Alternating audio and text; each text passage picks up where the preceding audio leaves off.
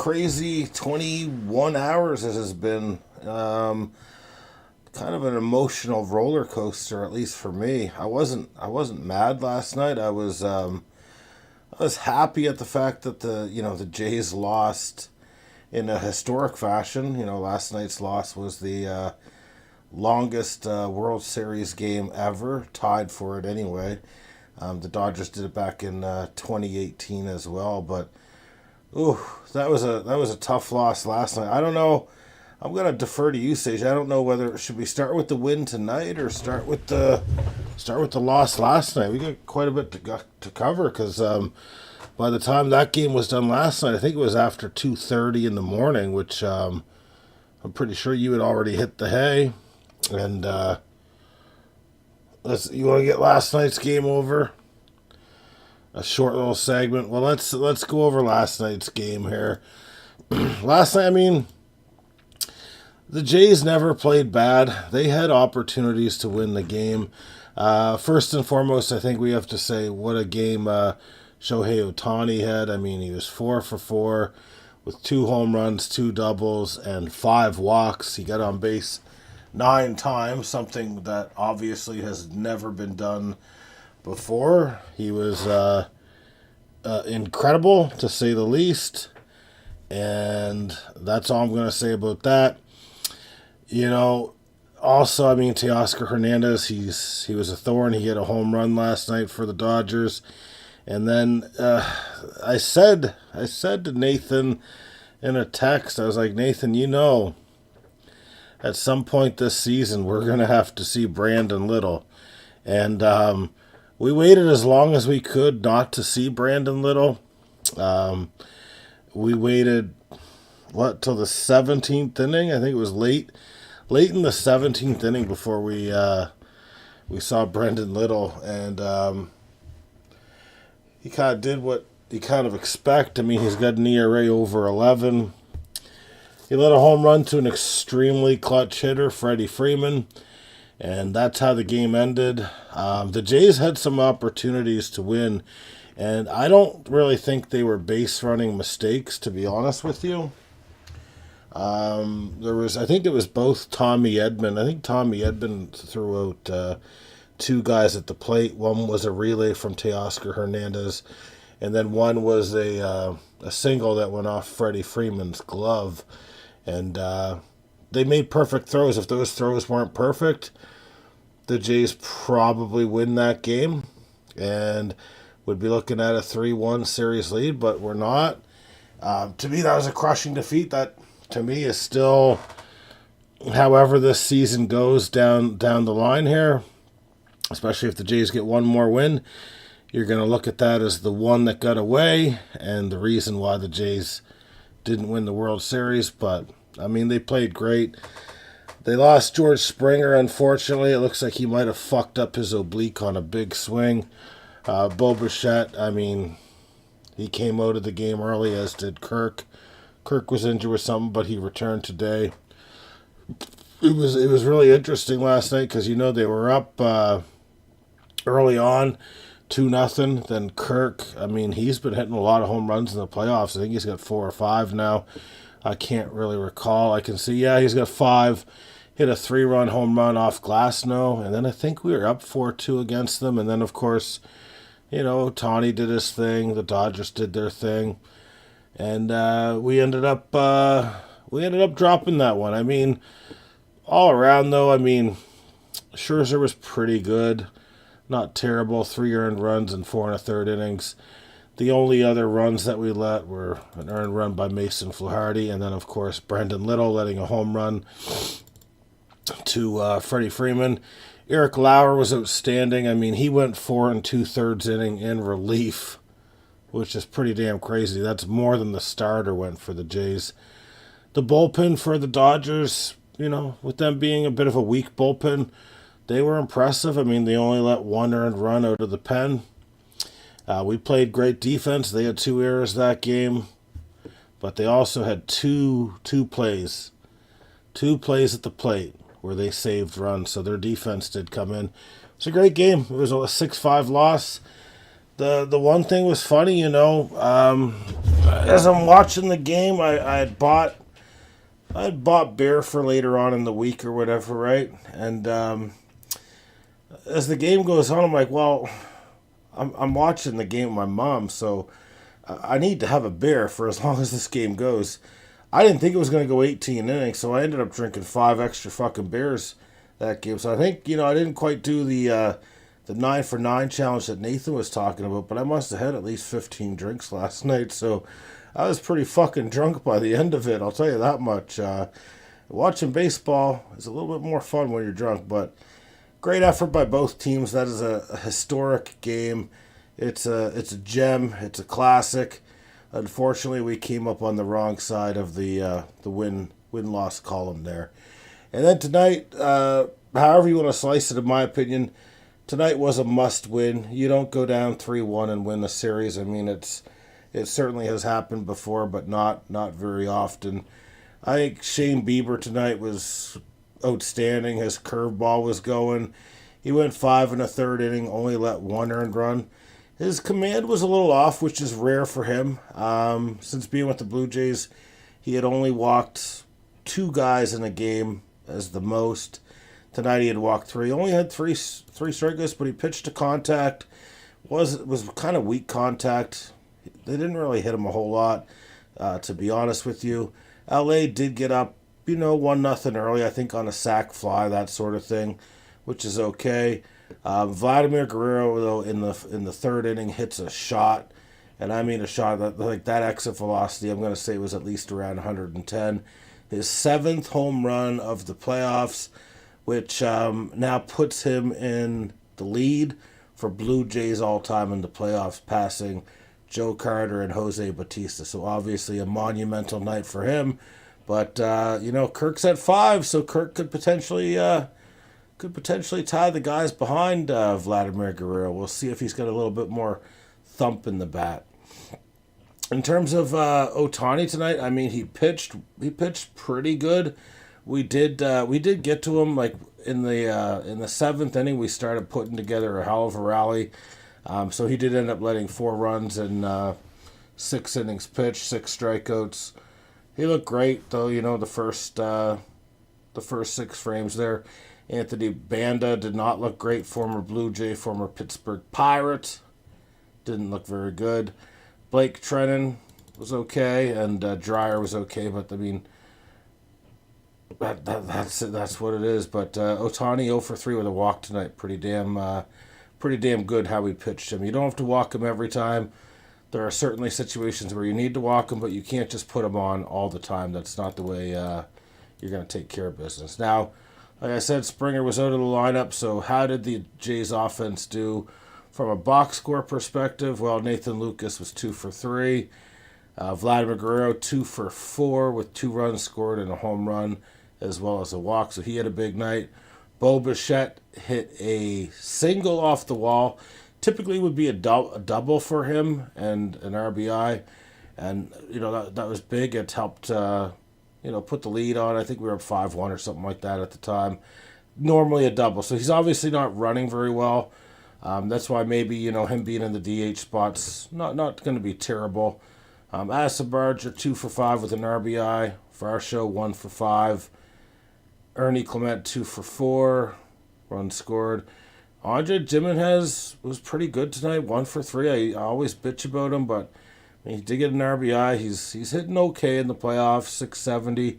That's more what I'd like to see him do in the regular season, though, like in a bigger sample size, because he was atrocious. But 6-2 win.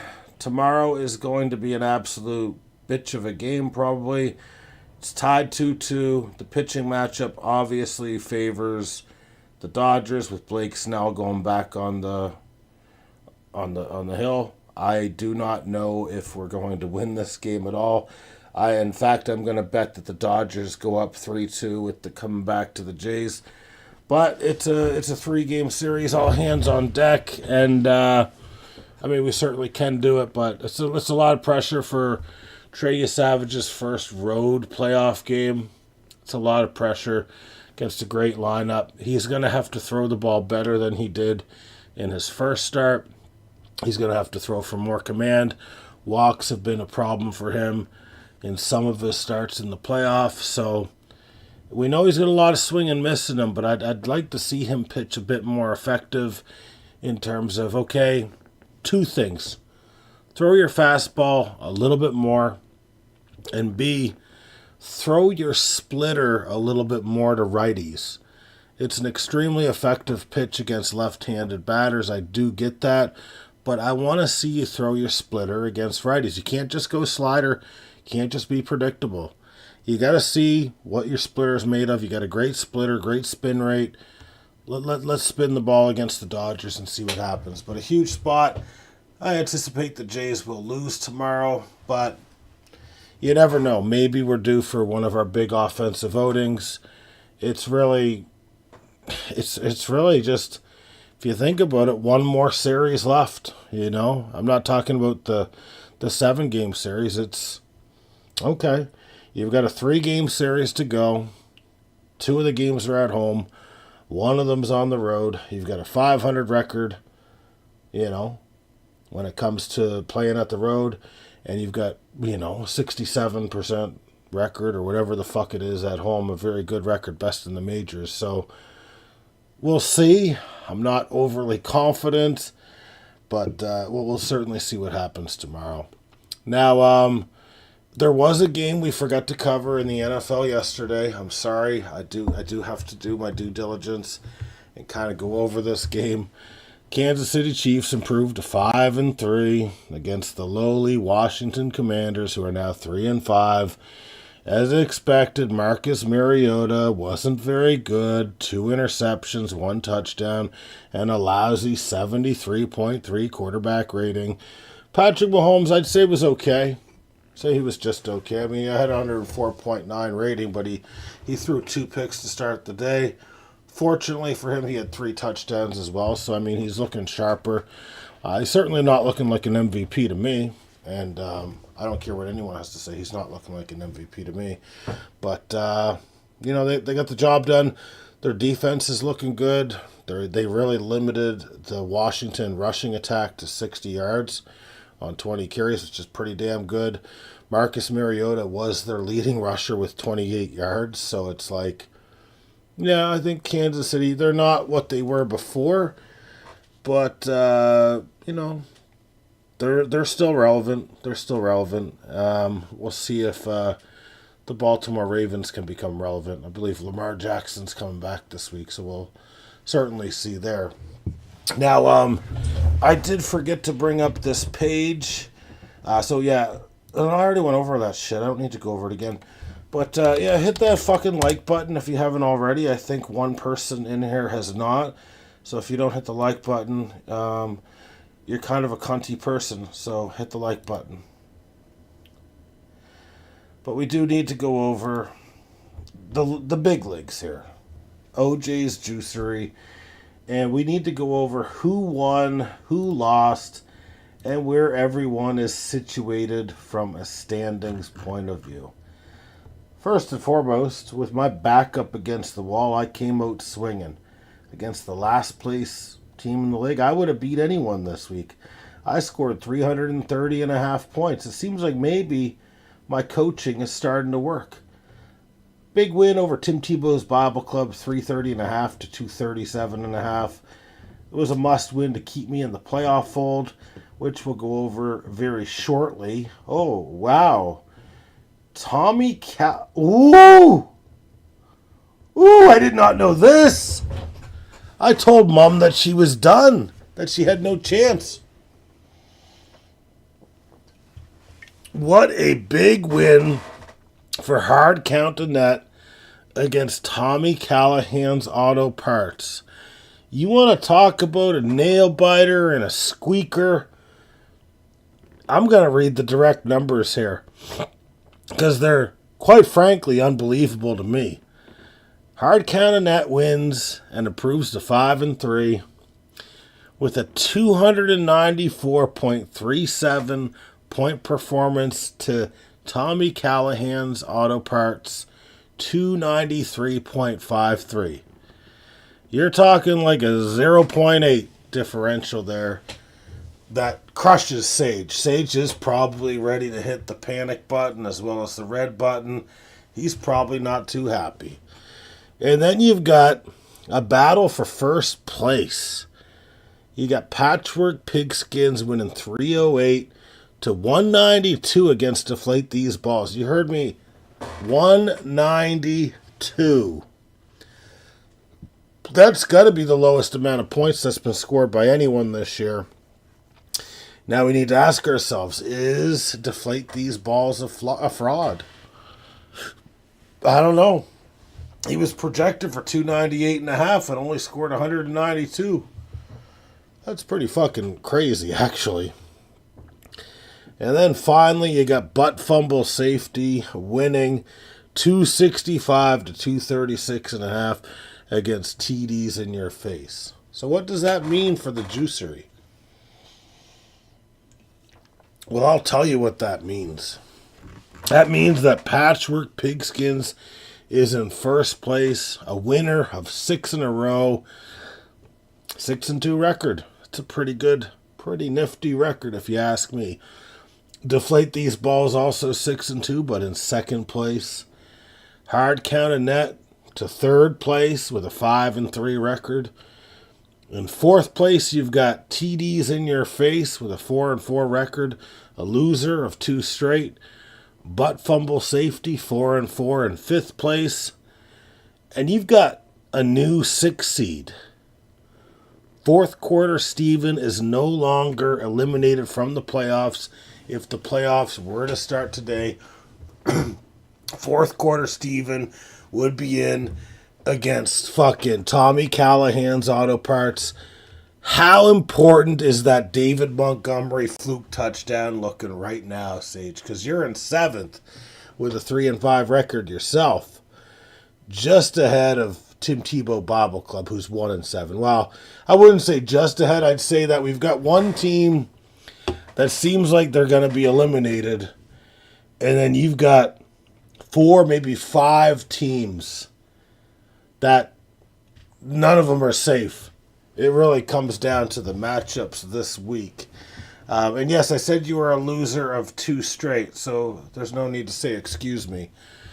So we got a good little league going here.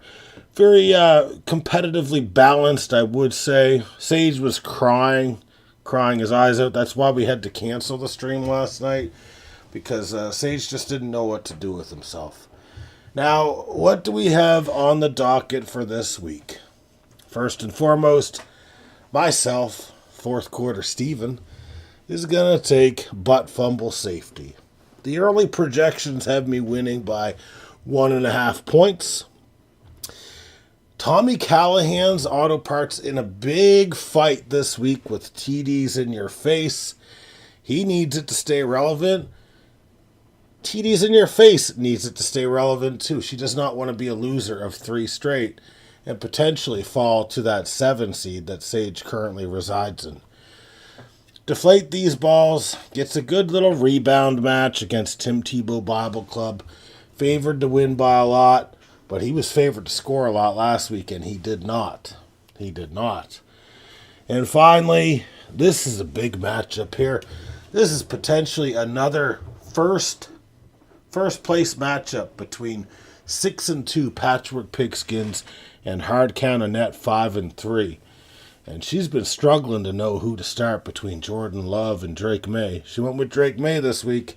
It panned, but Jordan Love was pretty damn fucking good as well. So a lot of decisions to be made here. And we got a very interesting league. This is officially the midway point of our season this week, because there's 17 games in a year. We're on week 9, so 18-week season if you include the bye, unless I'm wrong. I think I'm right, though. Generally speaking, I'm always right. Generally speaking. But big win for the Jays today. Sage, get your shit together or you may face relegation and eviction from OJ's Juicery. Now, one thing I would like to ask before we go, Sage, can we remove waivers? I don't like the waiver system when it comes to the NFL. if people are going to be active and get their moves in first, I do like no waivers. Sage, do you like no waivers? Corpse Files, do you like no waivers? I like no waivers. The waivers it's just too, it takes too much time. It's not like in baseball where you're going to have the guy for another 150 games or whatever. Sage, fuck off with the I love waivers. I said waivers, not fucking wafers. Can we please remove the waivers? So that people can actually make moves like when they fucking want.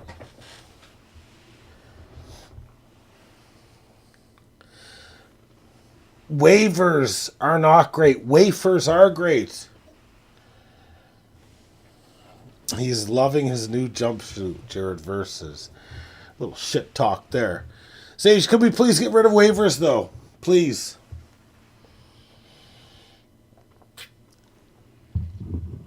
I really don't like the waivers. Not for football. The game is played on Monday. The waiver, you're just in waivers all fucking week. Maybe we'll see how I feel, he says. All right, Sage. Tomorrow, I'm going to get rid of the waivers. I'm going to figure it out tonight, and you're going to see tomorrow that I've gotten rid of the waivers. And it's not because I want to claim anyone, because I don't want to. If I like a player, I'll nab him, one way or the other. Well, I guess that strikes 2 and 3, Sage, because it's a yes and a yes on my front. It's a fucking yes and a yes on my front. Get rid of the waivers. Tomorrow's Wednesday, man. Tomorrow's fucking Wednesday. Let's get rid of the fucking bastards, man. We make a decision right now. So can we get rid of them? I'm not adding anyone tonight. I have no one that I want to add. But let's get rid of the waivers. Let's make fantasy football great again. Can we make fantasy football great again? Who from the Ravens and Dolphins are worth adding in time for Thursday night football? Probably no one. I'll figure it out. Barkley can be traded, absolutely. I'm okay trading Barkley. I'm okay trading anyone. But you need to make fair offers. You can't just trade me players that you want to get rid of. It's not how it works here on my fucking team. All right, Sage, I will figure it out. And tomorrow we will be waiverless. Okay, we will figure out trades after. No, I'm not going to do Brown for Barkley. I don't even know what Brown... Oh, I mean, we can talk. That's a good starting point. Absolutely. Probably have to be a 2 for 2, though. We can talk shop shortly. All right, guys, I'm getting out of here. I can tell Sage is very hostile because he's mad that the Jays won. He's mad that he lost his fucking precious waivers. Corpse Files, please hit the like button. You did not hit the like button, so please hit the like button before we depart. Have a good night, both you guys. We'll be back at it tomorrow, and hopefully I'll be in a good mood, and the Blue Jays will be up 3-2 with huge momentum going back home. Jared Verse is available for trade as well. There you go. Ask and you shall receive. All right, good night, guys. See you tomorrow.